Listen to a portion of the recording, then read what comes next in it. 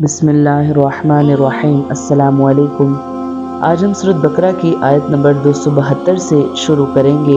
لیس علیک ھداھم ولکن اللہ یہدی من یشاء وما تنفقوا من خیر فلانفسکم وما تنفقون الا ابتغاء وجہ اللہ وما تنفقوا من خیر یوفى الیکم وانتم لا تظلمون للفقراء الذین احصروا فی سبیل اللہ لا یستطیعون ضربا فی الارض یحسبهم الجاہل اغنیاء من التعفف تعرفهم بسیماهم لا يسألون الناس الحافا وما تنفقوا من خیر فإن اللہ به علیم۔ لوگوں کو ہدایت دے دینا تم پر لازم نہیں، ہاں اللہ جسے چاہتا ہے ہدایت دے دیتا ہے، اور تم جو اچھی چیز خرچ کرو تو وہ تمہارے لیے ہی فائدہ مند ہے، اور تم اللہ کی خوشنودی چاہنے کے لیے ہی خرچ کرو، اور جو مال تم خرچ کرو گے وہ تمہیں پورا پورا دیا جائے گا اور تم پر کوئی زیادتی نہیں کی جائے گی۔ ان فقیروں کے لیے جو اللہ کے راستے میں روک دیے گئے وہ زمین میں چل پھر نہیں سکتے، نہ واقف انہیں سوال کرنے سے بچنے کی وجہ سے مالدار سمجھتے ہیں، تم انہیں ان کی علامت سے پہچان لوگے، وہ لوگوں سے لپٹ کر سوال نہیں کرتے، اور تم جو خیرات کرو اللہ اسے جانتا ہے۔ اکثر و بیشتر اعمال میں یہی قاعدہ ہے کہ وہ خفیہ اور اعلانیہ دونوں طرح جائز ہے، لیکن ریاکاری کے لیے اعلانیہ کرنا حرام ہے اور دوسروں کی ترغیب کے لیے کرنا ثواب ہے۔ حضور پر نور صلی اللہ علیہ وآلہ وسلم بشیر و نذیر اور داعی یعنی دعوت دینے والے بنا کر بھیجے گئے ہیں۔ آپ کا فرض دعوت دینے سے پورا ہو جاتا ہے اور اس سے زیادہ جدوجہد آپ پر لازم نہیں۔ یہ آیت اہل صفا کے حق میں نازل ہوئی۔ ان حضرات کی تعداد 400 کے قریب تھی۔ یہ ہجرت کر کے مدینہ طیبہ حاضر ہوئے تھے۔ یہاں نہ ان کا مکان تھا اور نہ کنبہ قبیلہ، اور نہ ان حضرات نے شادی کی تھی۔ ان کے تمام اوقات عبادت میں صرف ہوتے تھے۔ رات میں قرآن کریم سیکھنا، دن میں جہاد کے کام میں رہنا ان کا شب و روز کا معمول تھا۔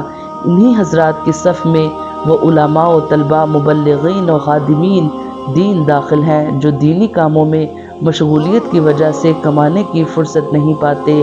یہ لوگ اپنی عزت و وقار اور مروت کی وجہ سے لوگوں سے سوال بھی نہیں کرتے اور اپنی فکر کو بھی چھپاتے ہیں، جس کی وجہ سے لوگ سمجھتے ہیں کہ ان کا گزارا بہت اچھا ہو رہا ہے، لیکن حقیقت اس کے برعکس ہوتی ہے کہ تحقیق کرنے سے ان کی زندگیوں کا مشقت سے بھرپور ہونا بہت سی علامات سے معلوم ہو جائے گا۔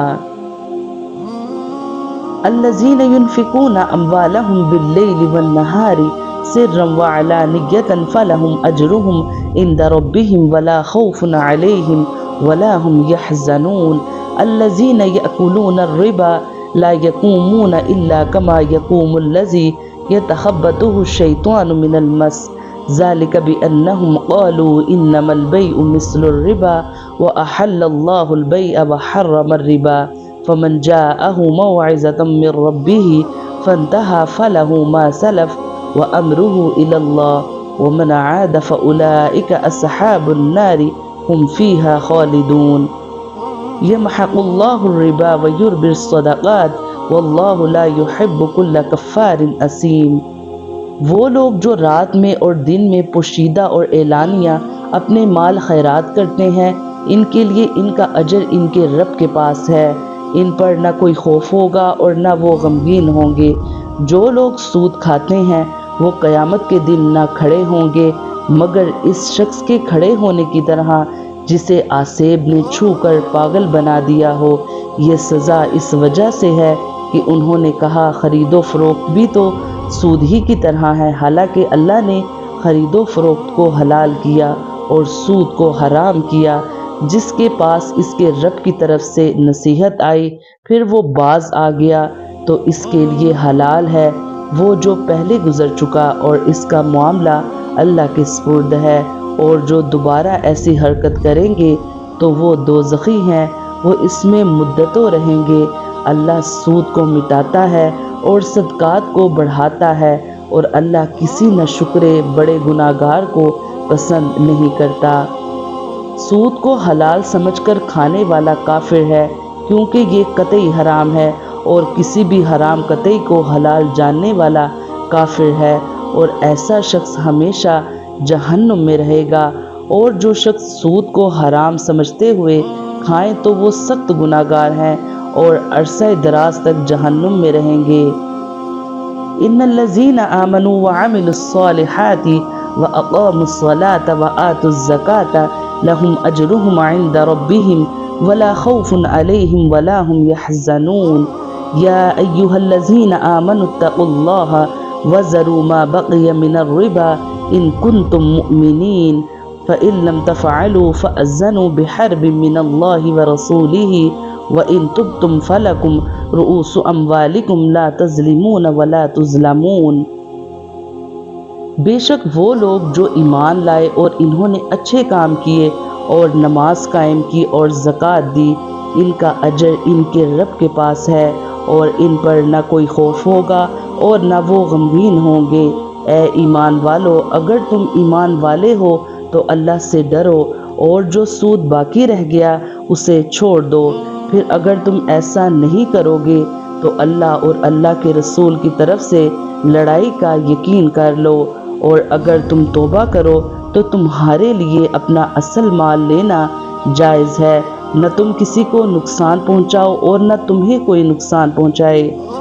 یہ شدید ترین وعید ہے کسی کی مجال کہ اللہ تعالیٰ اور اس کے رسول صلی اللہ علیہ وآلہ وسلم سے لڑائی کا تصور بھی کرے۔ چنانچہ جب یہ آیت نازل ہوئی تو جن اصحاب کا سودی معاملہ تھا انہوں نے اپنے سودی مطالبات چھوڑ دیے اور سود لینے دینے سے توبہ کر لی، لیکن آج کل کے نام نہاد مسلمان دانشوروں کا حال یہ ہے کہ وہ توبہ کی بجائے آگے سے خود اللہ تعالیٰ کو اعلان جنگ کر رہے ہیں اور سود کی اہمیت، ضرورت پر کتابیں، آرٹیکل، مضامین اور کالم لکھ رہے ہیں۔